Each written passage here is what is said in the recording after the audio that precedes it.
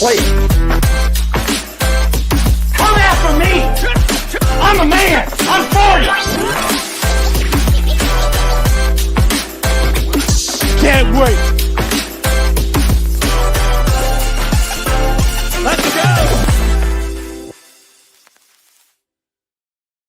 What's up, everybody? Welcome back to the Sunday Morning Drive.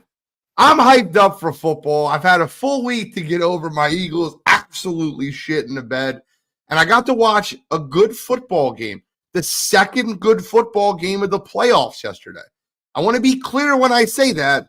We've had now 8 football games, and there's been 2 that are good, that aren't like decided by the fourth quarter. Yesterday, we got 2. We got a lot to talk about. We're going to obviously recap the 2 games that happened yesterday. We're going to talk a little coaching carousel. There's still 5 jobs that are not filled in the NFL. You also have a couple jobs that could still open, right? The Philadelphia Eagles situation looks like they're trending to keeping Sirianni, but offensive and defensive coordinators need to be filled out throughout the league. And the Raiders finally make the right move.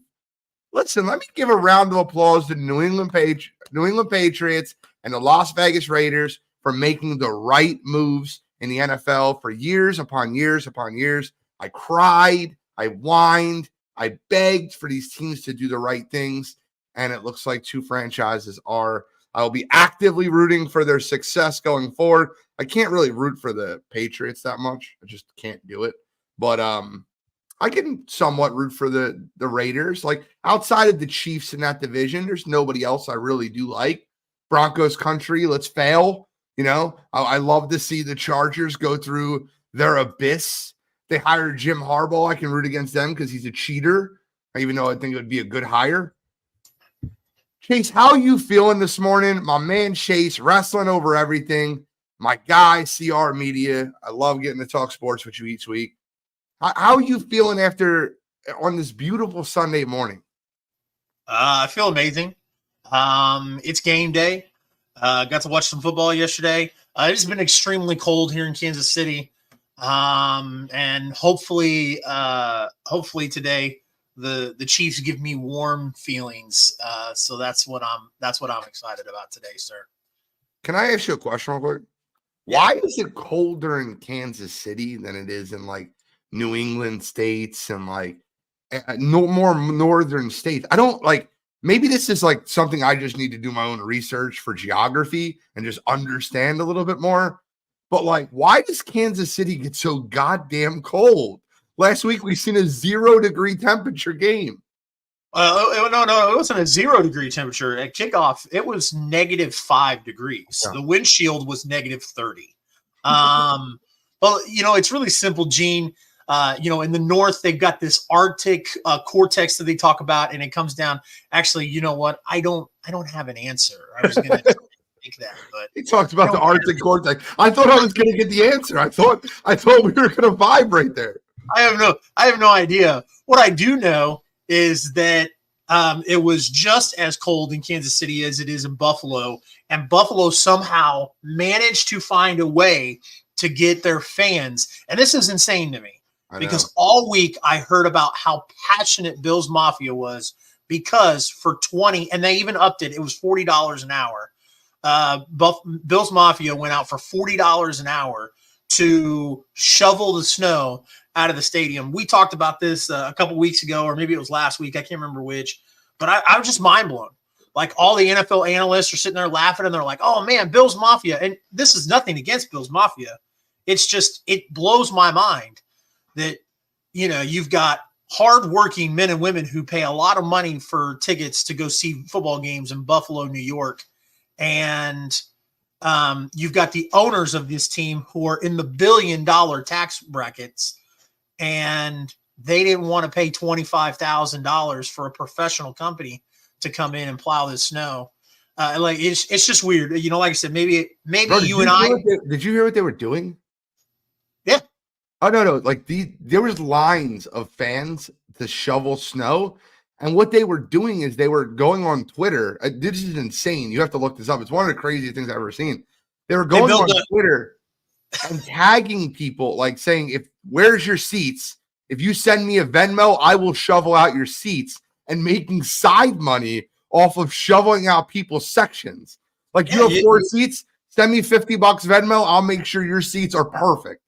Yeah. And like literally going on Twitter, there was one guy that made $1,000 shoveling snow inside Orchard Park. I love that. I love the side hustle part of it. But again, it's just weird how the narrative got turned around where, this is Bill's Mafia to a T. And it, like I said, completely odd because when we first talked about it, it was $20 an hour, free food. Then they upped it to $40 an hour. I heard they lowered it back to 20 and then they didn't give food. Did you know that? I didn't. Yeah, they lowered it back to 20 and then they stopped giving food. They're like, because there was such a line, there was such a group of people that wanted to do it. Like the supply and demand went down. Like the demand was high and the supply they didn't need that many people. Like, all right, back down to 20. We'll figure it out. Hey, and I know we're on a time constraint, but I know we got plenty of time because there's only 4 games to talk about. We've got some a little extra stuff to talk about, so I don't mean to go off on a side here, but you are very passionate about Philadelphia Eagles. I am very passionate about the Kansas City Chiefs. I am a season ticket holder for the Kansas City Chiefs. Regardless, there is this thing in sports where because there's this thing going on in Kansas City right now. It's called the Truman Sports Complex. The Kansas City Royals and the Chiefs Stadium is right next to each other. Okay. In fact, 20 years ago, they had an idea. They tried to pass a bill that there would be a retractable dome, a retractable roof that slid over both stadiums. Okay. It never passed. Jackson County, the majority of Jackson County, Missouri is low level income. So it wasn't fair to tax the people. Now we're going through the same thing. The Royals have threatened they're going to leave the Truman Sports Complex. They're going to go move downtown. Long story short, there's this big issue right now where the Royals will not tell Kansas City how much it's going to cost to build this brand new stadium that they want to put downtown. Okay. But what they want is they want the voters to vote for it. They want to put it in the voters' hands, and they don't want to be. All I'm saying is I am a very passionate Kansas City Chiefs fan and Royals fan, and what I want to tell people is do not let your passion for your sports team become something that takes advantage of you. Paying people $20 an hour to shovel snow in Arctic temperatures that have no experience doing so because you're too lazy, because your team is too lazy or too cheap to buy somebody to do it. It shouldn't be a thing in sports. We as sports fans should be able to sit down in the comfort of our own home, go and watch the game in the stadium. I make a little under $100,000 a year. And for somebody to a lot of people, that's a lot of money. And I get that. But for somebody to tell me who makes billions of dollars, hey, come take care of my stadium that I forced you to pay for with taxes it's insane. And I just wanted to do that soapbox real quick this morning because shout out to Bills Mafia. Love Bills Mafia. We love playing against Bills Mafia every year in the playoffs. But man, how do you not shout them out though? Like they're such a rabid fan base.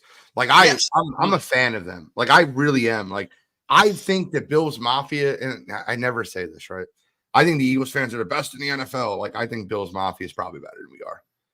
It's crazy, and I put them on a different level. I put us on like tier 2 with like Chiefs fans, Browns fans, like the next tier, right? The 12th man in Seattle. I think they're in a league of their own. Agreed.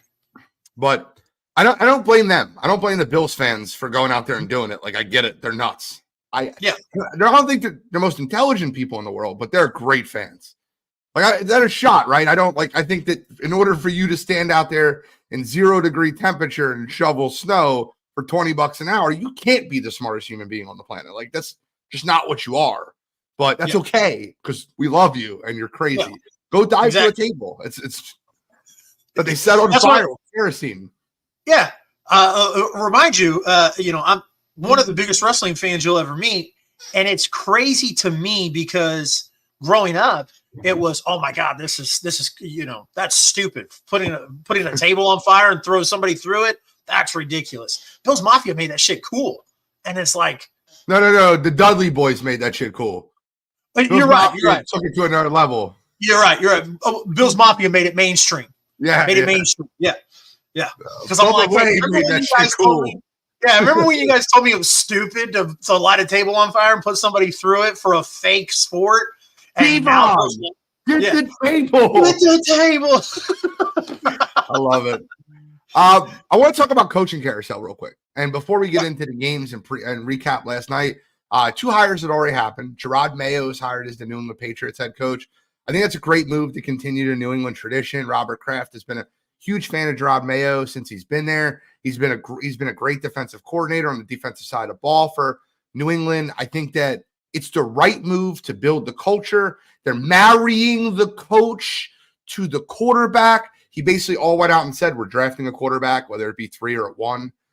We're going out and getting the best player available at a very important position of need. Like, literally said it and, like, had no, like, Mac Jones on the roster, like, God damn it. Like, I know, I get it, but, like, great hire. And then Antonio Pierce, who took a Raiders team that was in absolute disarray. Josh McDaniels failed that team in more ways than one. And Antonio Pierce took that team and made them relevant, man. He actually did something I thought was incredible. He got Brandon Staley fired.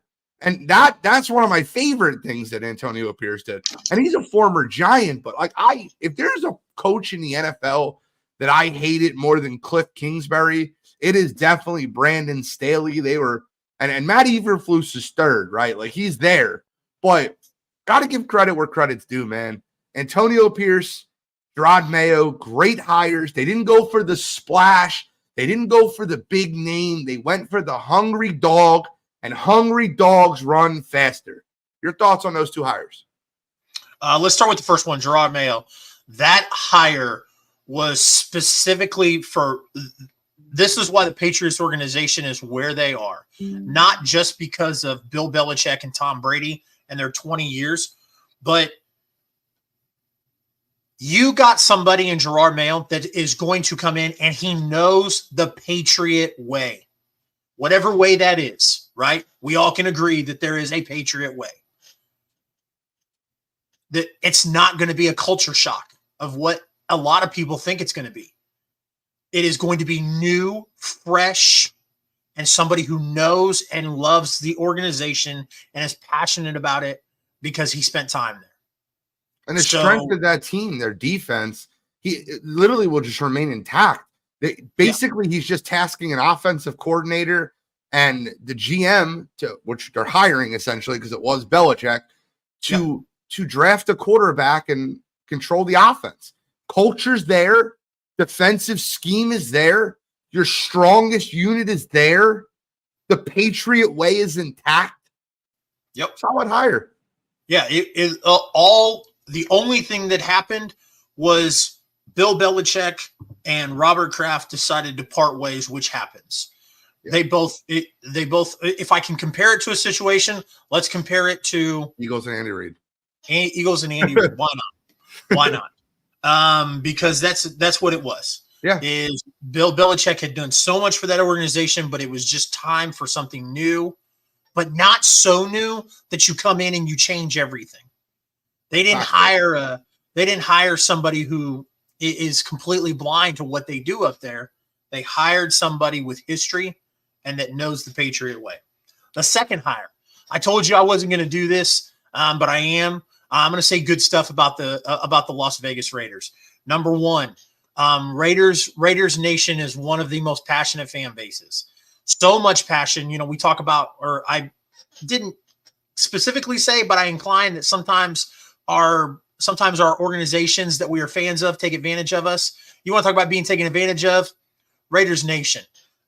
You move from Oakland, California to Los Angeles, and then you completely take the Raiders out of Los Angeles and move them to Las Vegas.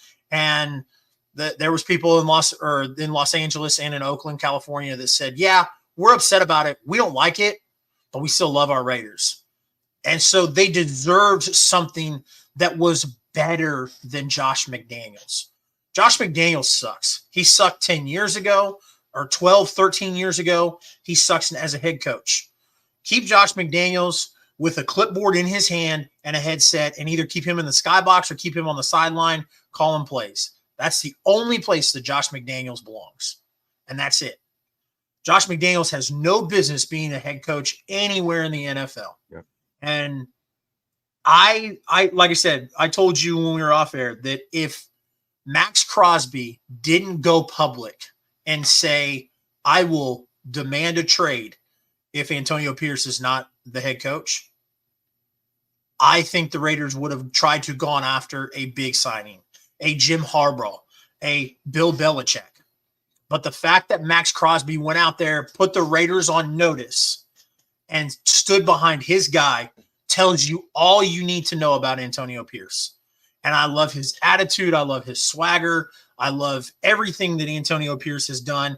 I would be a humongous Antonio Pierce fan if he was not with the Raiders.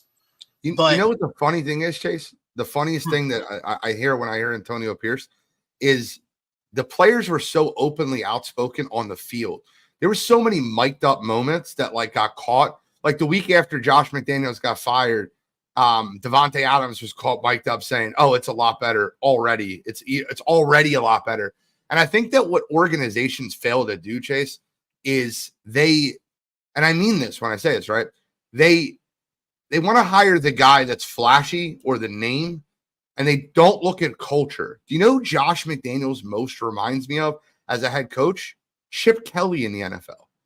Yeah. A guy that doesn't care about his players, that doesn't build a culture, that's built his entire resume off of his scheme, his offensive scheme, but doesn't care about the players. And it's really cheesy quote, but we use it in sales all the time. They don't care how much you know until they know how much you care. And Antonio Pierce obviously cared about that family in that locker room, and Josh McDaniels didn't.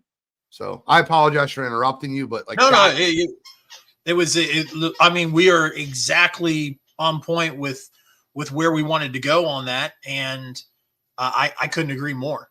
I think it was the best move that the Raiders could have done. Agreed. The only thing that would make this better is if they went and got back Derek Carr.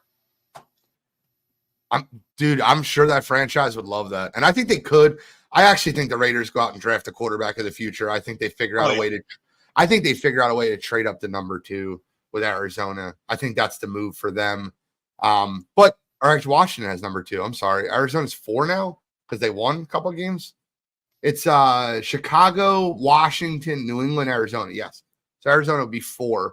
I think they figure out a way to trade up with Arizona and get a quarterback. I think the first 4 picks this year are quarterbacks. And I think that if they don't get a quarterback, I think they go out and trade one in the offseason. I think they figure out a way to trade for one this offseason. But I do want to get your predictions on the remaining 5 coaching spots that are left. There's 5 coaching jobs that are still left in the NFL, and I'd love to get your stance on each one. I want to start with – I seen Jory in the chat. I want to start with the Tennessee Titans. The Tennessee Titans, I think it was a mutual firing between them and Mike Vrabel. I don't think Mike wanted to be there, and I think he went in there and was absolutely disrespectful to the owner, and the owner's like, well, you can get out, right? I'm good. The Titans interview candidates have been really interesting, right? They interviewed Brian Johnson for their head coach, a coordinator the Eagles are going to fire. They interviewed Aaron Glenn, which I thought was a very good interview for Detroit defensive coordinator. Who do you think the Titans go with as their next head coach? Like the Titans obviously have to make a few changes, right? Do they want to marry this next coach with Will Levis? Do they want to draft another quarterback? I think you give Will Levis a few years and you need to find a guy. But the fear of being a coach hired in Tennessee is you're literally stamping your name to Will Levis, because who knows if the organization gives you another quarterback to draft. So, like, where do you think the Titans go? And, I have the list of favorites, right? Like the favorites for the Tennessee Titans to hire, but I would love to see where you take this. I'm going to be completely honest, Gene. I'm still kind of like hung up that the Titans got rid of Mike Vrabel. That I don't know who they go after. So I'll give you the top 3 candidates that are listed like odds on favorites. The favorite to land the job is McDonald from the Ravens, their defensive coordinator. It seems that they want to stick with that defensive-minded coach. The second favorite is Ben Johnson, Lions offensive coordinator, which I think he's going to be the most coveted after coordinator this offseason. And then Brian Callahan, the offensive coordinator for the Bengals, who I think would be a terrible hire. Right? It should be clear. But I think Mike McDonald is a great thought process. What he's done with that Ravens defense has been great. I think that would be a good move for them. Where do you think they head? I think they need to head somewhere with an offensive-minded coach if they want to build with Malik in the future. Okay. So Malik, you would build with Malik over Will Levis? I mean, I think you're going to have those 2 quarterbacks on it. But like if you hire a defensive-minded coach, I think what you're doing is you're saying you're not marrying that coach to that quarterback, and that's okay because you're building the culture and you're building the scheme up defensively.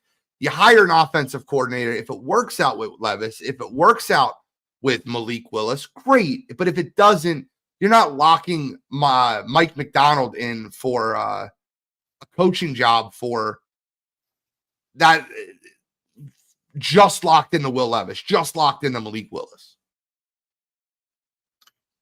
I guess Tennessee needs to make a decision on what they're doing with quarterback. Are they going, because like you mentioned, marrying the coach to the quarterback. If somebody comes in and Will Levis is not the guy, and they don't have a quarterback on the roster that is the guy for the new head coach, then are we looking at Xing out these 2 projects? You're gonna mark out 2 quarterbacks that you've pulled in and try and get a new one to marry to the head coach. So maybe a defensive minded head coach is the way to go. And you continue to work on those 2 projects. You bring in a good offensive coordinator to help them out. And that's the move I go. I go defense and I hire an offensive coordinator to see if we can make it work with Malik or Will. And if I can't, that's okay. I have my defensive structure in place, and that's where my foundation is. Now, you're going to have to talk me out of the Seattle Seahawks hiring Dan Quinn. He's the heavy favorite right now. It looks like a match made in heaven. You'd have to talk me out of Dan Quinn being the next coach of the Seattle Seahawks. It works out great for me in 3 different ways. Number 1, I need Dan Quinn out of Dallas. Let me get that defensive coordinator out of that situation. He's a good defensive coordinator. Get him out of Dallas. Number 2, he's a terrible head coach. He's proven that in Atlanta. He got all the rope in the world with Kyle Shanahan as his OC and couldn't get it done in Atlanta. But the third thing to me is, I think it is like a nice slap in the face to Pete Carroll that they're hiring one of his former coordinators to be the next head coach. I think that that's the move though for Seattle, and I think it's a terrible move, but I think that's what will happen. Yeah, I don't think there's another move besides that. If Seattle would have came out and said, "Hey, we're getting rid of Pete Carroll completely. He's fired," then I wouldn't think they go that way.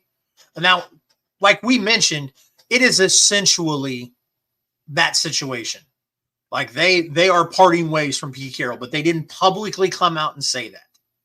So hiring Dan Quinn, who was an assistant head coach to the Seattle Seahawks with Pete Carroll, who came back and was their defensive coordinator and helped them during the Legion of Boom era. I think Dan Quinn going and being the head coach is the right call. All right, so I want to go through the next three kind of quick because we got to move into some recaps and some previews. The Panthers, the odds-on favorite right now is Kellen Moore. That couldn't be a more Panthers move. Hiring an offensive coordinator that's failed in two different places. I think Ben Johnson should be the move. I also think Bobby Slowick would be the move, offensive coordinator for the Houston Texans. Who do you think they will hire? Who do you think they do hire? I think Ben Johnson's who they want. I just don't think Ben Johnson's going to take that job. I could see them making the mistake in hiring Kellen Moore. Oh, man. That would be such a Panthers thing. He's the favorite. He's the favorite to take the job. I mean, that'd be such a Panthers thing to do.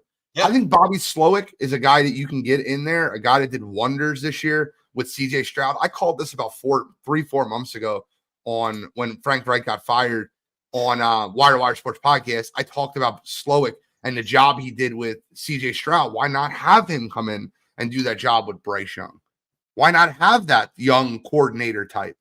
But Kellen Moore, I just don't think that's the move. And then we have two more. We have the Commanders and the Falcons. Now three more. We have the Commanders, Falcons, and Chargers. The Chargers one's funny, right? I think Jim Harbaugh signs there. And I think that what he's doing right now is using the Atlanta Falcons as leverage to get the right pieces in place for the Los Angeles Chargers. But you can't convince me that the Spanos family won't screw that up. And I think Harbaugh is the hire, and I think he'd be the right hire. But man, could you see the Spanos family screwing this one up? I don't think they do. I could see them screwing it up, but I don't think they do. Here's what I think. I think that Jim Harbaugh is doing what exactly Jim Harbaugh has done for ever since he left the NFL and went to college. Jim Harbaugh right now is using the NFL as leverage for more money. That's it. Oh, you don't think Jim Harbaugh is going to go to the NFL? You think he's going to go back to Michigan? Yep. You and Bill, you and Shally. I think because all the things that are leaving Michigan, and I think with all the NCAA regulations with the cheating scandal, I think this is the perfect time for Jim to move. I think Jim takes the job, and I think he's got a history. He used to be the quarterback over there for the San Diego Chargers. He's got a history with the Spanos family. That's why to me that makes the most sense. Now, then does that mean Hoodie lands in Atlanta? He said he wants a project. Yep. Do you see Belichick landing in Atlanta? Yes. And I see Eric Bieniemy taking the head coaching job for the Chargers. Oh, you have Eric Bieniemy taking that. I think that would be a better move for the Chargers, if I'm being honest with you. I think Eric Bieniemy would do wonders with that offense, and I think he'd hire the right defensive coordinator. I'm not saying Eric Bieniemy is a better head coach than Jim Harbaugh. No. I think he's a better fit. Run the football guy. Yep. The Chargers are built for airing it out with a franchise quarterback. Yep. Yeah. Highlight most comment here. He said Harbaugh's a smart guy. He loves Michigan. He's bouncing to help the school and himself. I don't know. I don't know Jim's personality, right? We don't. But I would imagine that Jim looked at that situation the same way that the Patriots looked at Tom Brady getting suspended for Deflategate. Like, hey, we're gonna go win a national championship, and I'm gonna rub it in your face, and I'm gonna continue being, Well, it's an either or situation. Yeah, he could walk away and be like, hey, I just won a national championship. Screw you, I'm going back to the NFL. Or he could say, I'm going to win a national championship, and I'm still going to coach my team, the Michigan Wolverines, and there's nothing you guys can do about it. You can claim I cheated, you can do this, you can do that, but I won a national championship. So what do you think now? I don't know. Every single time a big head coaching job comes up in the NFL, Jim Harbaugh is always, they're trying to talk to Jim Harbaugh. They're trying to do this. And Jim stays. You don't think that's because Jim Harbaugh has given them the indication that he wants to go back to the NFL? I do. Oh yeah, absolutely. Okay. Well, I mean, hey, man, this is a money game, brother. If somebody came to you and they're like, hey, Gene, we want to offer you a big position and a big pay raise from where you're at, you'd entertain it, right? Of course. And me thinking that Jim Harbaugh was really smart and whatnot, I could see Jim Harbaugh going, yeah, I'll entertain the offer to use it to go back to Michigan to try and get more money or to try and get better recruiting or whatever the case may be. Before we get into Washington, I do want to highlight a great joke that was told. Bill Belichick's now down for a second interview with the Atlanta Falcons. And you got to think that somewhere in that coaching interview, like it's almost in any interview, tell me a time where you've overcome adversity and how you've overcome it. And then Bill Belichick just sitting back in his chair and saying 28-3. Yeah. Like, I just feel like that's perfect, right? Like, tell me a time when you've overcame adversity. Well, I mean, you've seen it firsthand. Yeah. So that leaves one job with three big names still on the board. For me, at least, you have Bieniemy going to the Chargers. I look at Washington like, well, I mean, Rabel's got to get a coaching job. He's a great coach. Flores has got to get a coaching job. He's a great coach. He's been undervalued for years. Bieniemy's got to get a coaching job. But, like, it's only one spot. And I think that the Commanders, it's funny because the Commanders' odds, right, for next head coach are all Mike McDonald, Ben Johnson, Bobby Slowick, Aaron Glenn. It's like none of those names are listed. Like, these are the hot coordinators. McDonald's going to get a job. Ben Johnson's probably going to get a job. I don't know, man. I think that Mike Rabel has to get a job. And I guess because it fits in this piece of the puzzle, I'll say Rabel. Like, I would have loved the Eagles to fire Sirianni and be like, okay, come on, Mike. I mean, I already look like him. Why not bring him in?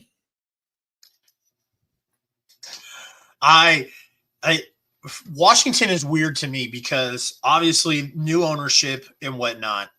Yeah. And the Eric Bieniemy thing was weird to me. Why would you leave to be a coordinator to go somewhere else to be a coordinator unless they promised you that when Ron Rivera is gone, you would get the head coaching job? So I don't know. Like I said, This is George. George said it perfectly. George said it perfectly. He would help that Philly culture by a hell of a lot. I agree. Oh, 1,000%. A hell of a lot more than Matt Patricia. Oh, bro, I can't. I don't know how they're still. You know what the Philadelphia Eagles are doing right now, and it's so pathetic because they're such a rich organization. Talk about rich organizations making mistakes. They're literally keeping Brian Johnson on staff in case he gets hired somewhere else. They don't have to pay him out. Yeah. Like, that's so ridiculous. Why is Desai on staff? Why is Patricia on staff? Why is Brian Johnson still on staff? Yeah. Why? All right, we got to talk about some recaps that happened yesterday. 2 football games, one a little bit more eventful than the other. I don't want to breeze over the Ravens game. Obviously, we'll talk about them a lot more next week.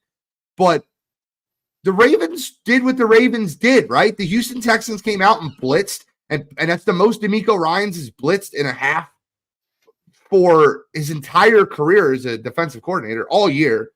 He had a game plan. It threw Lamar off. The game was 10-10. It was a good football game. Then halftime hit. And what happens at halftime? Good coordinators, good coaches make adjustments. I got to give Baltimore all the credit in the world. You want to ask why Mike McDonald should be a head coach? Just point to that playoff game. You want to ask why Todd Monken has been a very good offensive coordinator? Just point to that playoff game.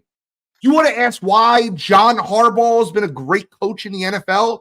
Point to the playoff game. Yes, I think the Ravens are superior as far as talent goes, but man, that Texans team looked game.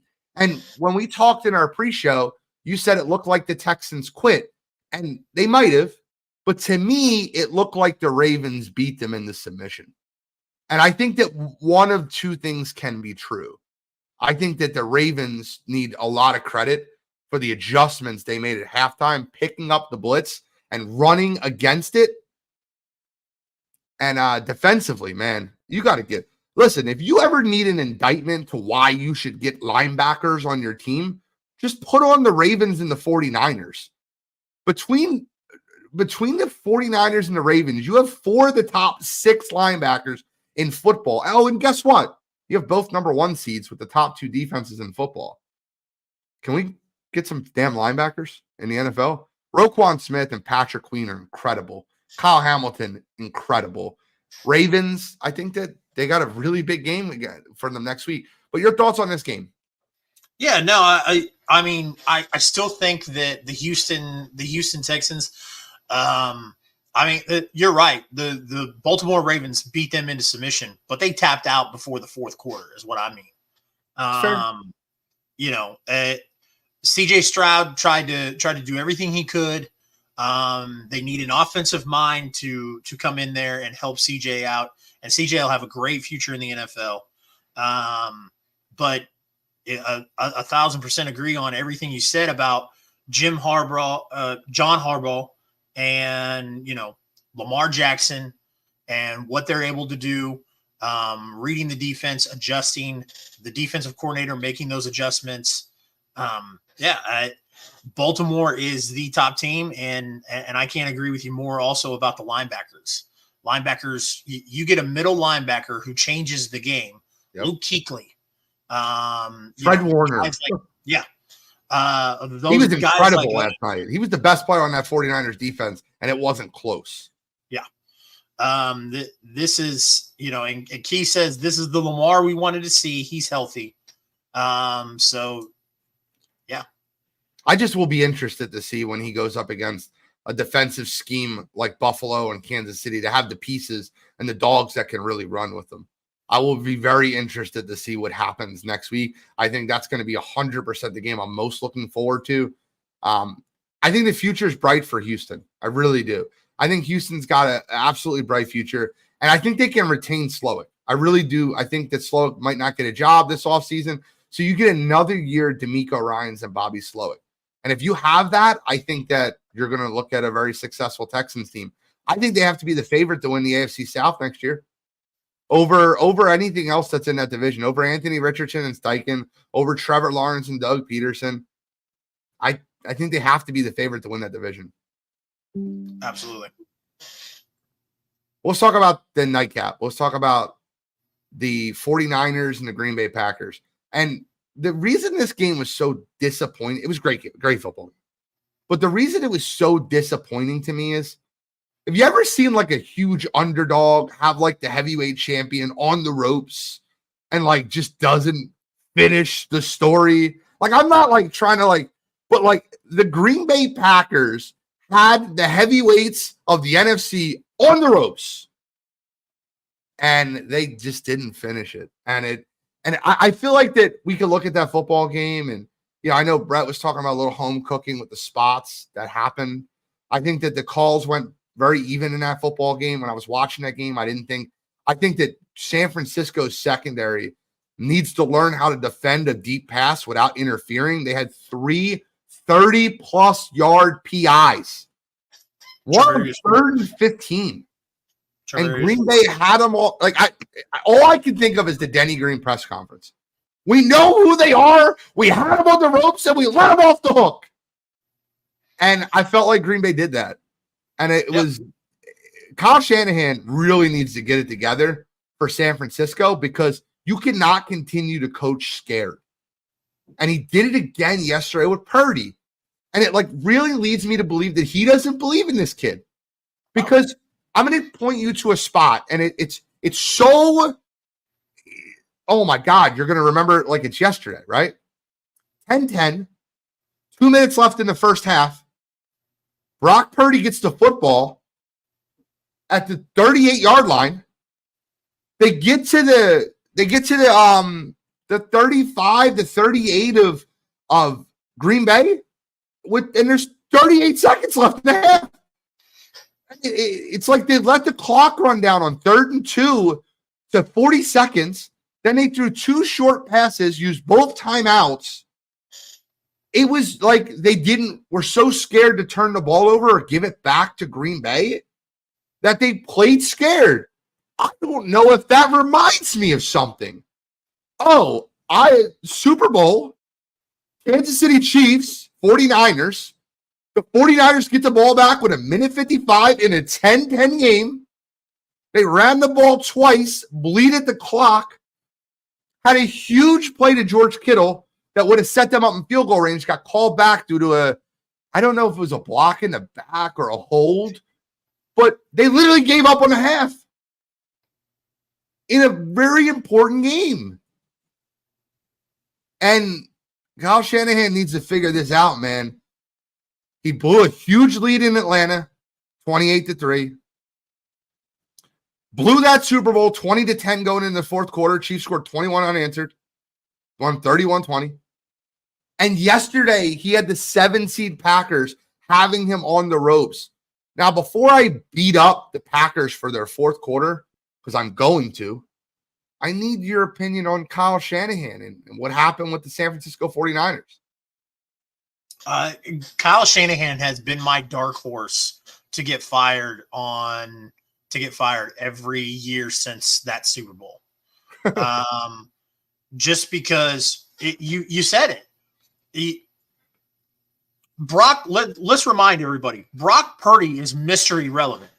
He was the last pick in the draft. Now, I'm not going to go down some road and tell you that Brock Purdy was never an MVP candidate. And the fact that anybody even entertained the idea that Brock Purdy was an MVP candidate is out of your mind. That 49ers team, that 49ers offense has a lot of great weapons on it. You want to talk about an MVP on that 49ers offense? Let's talk about Christian McCaffrey. But the award goes to quarterbacks. That's why Brock Purdy's name was brought up. Brock Purdy does not belong in the same conversation as Lamar Jackson, Patrick Mahomes, other MVP candidates, because he is not the most valuable player on that team. That's just how it is. Do you know who else was not? Yeah. Do you know who else was not the most valuable player on that team? Jimmy Garoppolo. And that's who Kyle Shanahan does not believe in his quarterbacks, and that's fine. I wouldn't either. But I will tell you that Brock Purdy has shown sparks of being a really good quarterback. So you need to put a little bit more faith in Brock Purdy. And Kyle Shanahan showed me yesterday and showed the whole world that he doesn't. He still hasn't changed, Chase. He hasn't changed. He hasn't changed from Matt Ryan. He hasn't changed from Jimmy Garoppolo. And he sure as hell hasn't changed with Brock Purdy. And that showed you yesterday. And the freaking 49ers were on the ropes, man. And now I got to get to Green Bay because, man, this kicker missed a 41-yard field goal, put the Packers up 7, really put the pressure on. And Jordan Love threw not one, but 2 bad interceptions in the fourth quarter. They crumbled, man. And like I love Jordan Love, but like I feel like that the attention that he's getting is I feel like he was underrated going into the playoffs, and I feel like 1.5 playoff games took him from underrated to severely overrated. We're talking about him as a top 5 NFL quarterback. Are you guys out of your freaking mind? He's not a top 5 No, not yet. I think that Jordan Love was probably like 18 to 22 on most people's list going into the playoffs, and is 5 to 7 on people's list coming out of the playoffs. And in reality, probably should be like 11 through 15, which is higher than what he was going into the playoffs, but it's not as, come on, guys, stop. We're going to put him ahead Jalen Hurts after what Jalen Hurts did in the Super Bowl last year versus the Chiefs, going back and forth. After that playoff run, we're going to put him ahead of Justin Herbert after Justin Herbert throws for 4,000 and 5,000 yards. We're going to put him at, stop it. Knock it off. Slow down the bus. Kid's good. Let's let him develop a little bit before we put him as a top 5 quarterback in the NFL. Agreed. But not to take anything away from them. I agree that the Love boat is a little bit in overdrive. And we need to slow it down a little bit because that boat ain't big enough to handle these type of waters. And trying to think of all other little all over Boat the map. references. Yeah, cheesy catchphrases I can put up here. Jordan Love, 2 interceptions, 2 picks, 21-34 for 194 yards. Guys, that's not top 5 quarterback numbers in a playoff game when your team needs you. And it is what it is. But going back to what you said, and we can move on from this game, the Green Bay Packers had everything they needed to completely knock out the heavyweight champions, the San Francisco 49ers. And it was like one of those situations where, angels in the outfield where, they were making the guy, try and pick up the ball, and he kept missing it, and the ball would be in different places and in the umpire's head. That's what the San Francisco 49ers did last night. They literally punched themselves in the face, and that's what it looked like. It looked like instead of finishing the job, having the heavyweight champ in the corner, going for the knockout, they stood in the middle of the ring and punched themselves in the face 3 to 4 times until they knocked themselves out. And Green Bay's got a great future ahead of them. It's going to be a fun division to watch next year with Green Bay and Detroit and Jordan Love. But this game should have been Green Bay's. And it's not because they shot themselves in the foot. I was praying for it, man. I would love nothing more than to send San Francisco home. I want a new Super Bowl champion. I want Detroit Buffalo. I'm sorry. I'm just going to be clear. And I don't mean to I want a team that's never won, great fan bases, that's never won a Super Bowl. That's what I want. Let's talk about previewing today's games. We have 2 of them. I think the early game is the easy game to project. Both these defenses bottom 4 in the league against the pass. Both these offenses are going to throw the ball around the yard. I like the over. I like the Lions. I actually think the Buccaneers don't score as much as a lot of people think they do. I love Amon-Ra St. Brown, and I love the offense that Detroit is building. Ben Johnson puts a staple on his head coaching resume today. And I think that they beat the Bucs up. I really do. And not like the Philadelphia Eagles, who cannot pick up the blitz, who have no idea how to pick up the blitz. The Detroit Lions are very good at it. Jared Goff gets the ball out very quick. They have a lot of guys, speedsters, that can run around the field, that run away from the blitz. They run drags. They run slants. They run crossers. They run screens. They have a running back that can catch the ball out of the backfield. Look out for that, Jahmyr Gibbs. I think this is a Reynolds. I think this is an Amon-Ra game, and I think you see a big play out of Jamison Williams, former first-round draft pick of the Detroit Lions. I think he has a huge play today. Now, on the Bucs side of the ball, I think Mike Evans has a big day. I do. I think Detroit's defense is really not great against the pass, and I think it keeps them in the game for a good amount of the game. But I think this game's 31-17. It teeters right on the over-under number. I think Detroit wins at 31-17. Here's where I make an outlandish statement and prediction. I don't feel like it would be me predicting NFL games if I didn't have one. And here it is. The Detroit Lions blow out the Tampa Bay Buccaneers today. I love that. I thought you were going to say the Buccaneers win the game. I was going to be like, I'm not with that. No, it's not going to be a close game. The only thing that these two teams are close on, even a little bit, is the defense. Detroit's pass defense. Yeah, Detroit's defense is run. Yeah, Detroit's defense is middle of the pack, 15th, 17th, while the Buccaneers defense is sitting at 23, 24. That's it. Tampa Bay's dead last in running the ball. They're close to dead last passing. I think Jared Goff and the Detroit Lions come in, and I think that Dan Campbell bites the knees off of the Tampa Bay Buccaneers. I'm going 9-31. I like that. The one thing I will give the Tampa Bay Buccaneers an absolute win on, CJ Gardner-Johnson loves to talk a lot. I don't know if you've seen this in the reports. CJ Gardner-Johnson said the Buccaneers are a great team. They just don't have a quarterback. So they asked Baker Mayfield about that, and Baker Mayfield's response was gold. It was like C.J. Gardner-Johnson is a great trash talker. One of the best in the league. He got a wide receiver to punch him in the face in practice. He got a wide receiver to punch him in the face in a regular season football game. Chicago Bears. He's a great trash talker. Baker Mayfield's comments back were perfect. I don't think he's really watched film because he's mentioned Russell Gage. And why we really do love Russell hasn't played a snap for us all year.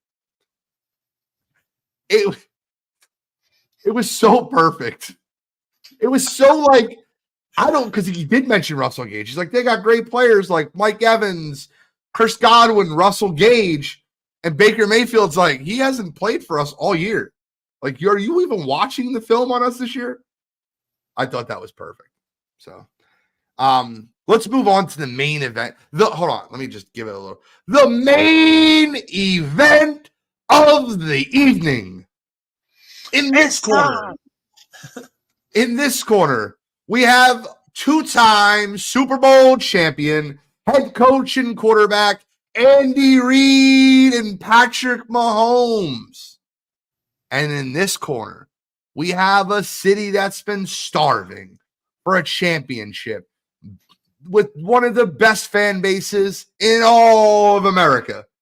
We have Bills Mafia, Josh Allen, McDermott. It's time. I can't preview this game. I have to pass it to my Chiefs compadre.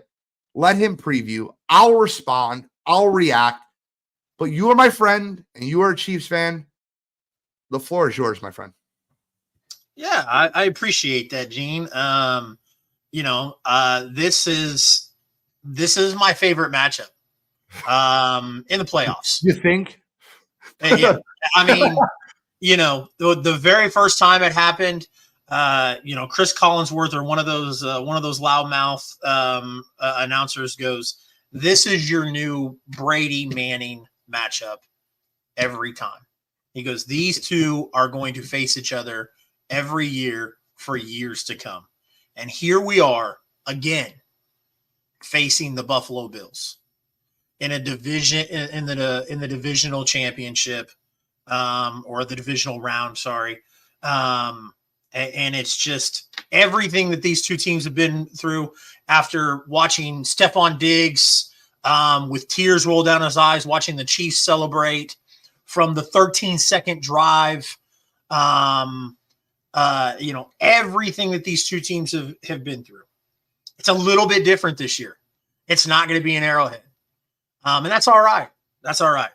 Because I have listened to expert after expert after expert, and even fans who jump on Sports Empire Network or other shows who think they're experts say Patrick Mahomes is not really that great of a quarterback because he's never had to play on the road in the playoffs, which is outlandish to me. Outlandish. Eric Mangini, a former head coach in the NFL, spews stuff like that into the media, and it's insane. The man. Yeah. Yeah. And Mangini's just number one of the people who have said outlandish things like that. Here's what it boils down to. The Chiefs offense is not the same Chiefs offense that we have seen, that Patrick Mahomes has carried to 5 straight AFC championships and to 3 Super Bowls and won 2 of them. It's not the same. Travis Kelce is 34 years of age, the same age as Gronkowski, who has retired twice. They have no solidified number 1 wide receiver. They didn't last year either. They still were able to conjure something up because at least Juju Smith-Schuster could catch the ball. It was crazy to me. I sent a video to the chat and to our Sports Empire chat. Brett, tried to chime in, and nothing against Brett, but somebody had mentioned, according to PFF, 40% of the dropped balls from Kansas City were catchable. And out of those 40%, 11 of them would have changed the outcome of the score at the end of the game. So the Chiefs would have been, I don't know if I'm saying that right, but the Chiefs should have been 13 win team and they're not, etc. Patrick Mahomes is still Patrick Mahomes. And what I am getting at by saying that is you have Buffalo's defense, who is banged up today, going in with Buffalo's offense to face the second best defense in the National Football League. And you have Buffalo's defense going against a very watered down, mediocre version of a Patrick Mahomes offense. I think this game is a dogfight, but I think that this game is going to be exciting, and I think it's going to end in craziness like it always does, and so much so that I'll go 34-28 Kansas City. I think that one thing you have to 100% bet on in this game is the over on rushing yards for both quarterbacks. Both quarterbacks are not fully trusting of their wide receivers, and they love to use their legs. Mahomes is a scrambler, and he makes a lot of people miss in the open field. And Josh Allen is a bully; he'll just straight run you over. Yeah. I'm on the Buffalo side today. I think that none against Patrick Mahomes. I think that Rashee Rice has developed great. I think Mahomes is lax on the receiver end. And I think this is interesting that it is his first real road playoff game in his career. Now, he's played in the Super Bowl, which has not been home. That's fair. But this is a true road game. This is a true road game with rabid fan base versus a team that's given them fits. Like, it's a great matchup for them. It's Mahomes and Allen. It is the main event. I'm going Buffalo in this one. I think it's going to be a little bit lower scoring than we're giving it credit for. I think it's 23-20. And I think that Kansas City's offense really lets them down in the time of need. I think there's a couple drop balls, and MVS and Mecole Hardman or Kadarius Toney. I think one of those guys drops a really big ball with the game on the line. I think it's a great football game, guys. I think this game will be the best game of the playoffs. I think you'll be on your feet watching great play after great play by two of the best quarterbacks in all football. And I can't wait to watch it. Like, I will have my TV on, locked in, right? And I'm going to be okay with whoever wins this game. I don't dislike either team or fan base. But something tells me that the momentum with Buffalo switching their offensive coordinator to Joe Brady, running the football with James Cook, and what that's meant to that offense, I think this is the year Buffalo gets over the hump. I think they go into Baltimore next week and get a win. And I have the Buffalo Bills going to the Super Bowl from the AFC to take on the San Francisco 49ers. Although I'd like it to be Bills-Lions, I got Bills 49ers, and Steve Berman finally gets his prediction right. We literally have less than a minute. I do want to ask you one question. The news of Andy Reid retiring, that's kind of BS, right? It's not just BS. It's asinine. Mike Florio, again, starting rumors that he has no – Mike Florio literally got on his podcast that is all part of Pro Football Focus, Pro Football Talk, NBC Sports, and literally started this rumor. Andy Reid shot it down, and then he literally came back to it and started it again. I mean, it's ridiculous. And like, this is what's crazy is these people out here in sports media will take what Mike Florio said and be like, it's a report. No, it's Mike Florio's opinion, and his opinion sucks. So that's it. Andy Reid's not going anywhere. He'll be head coaching of the Kansas City Chiefs next year. Two quick score predictions. Number one, I think that my realistic score is 2017 Chiefs win with a field goal. But wouldn't it just be poetic justice if the Kansas City Chiefs and the Buffalo Bills go into overtime, Buffalo scores, and because we changed the overtime rule, Kansas City scores and wins? I don't know. That would be great. We got to wrap it up, though. Thank you, Chase. I'll see you tomorrow night, all right? Adios. Take care.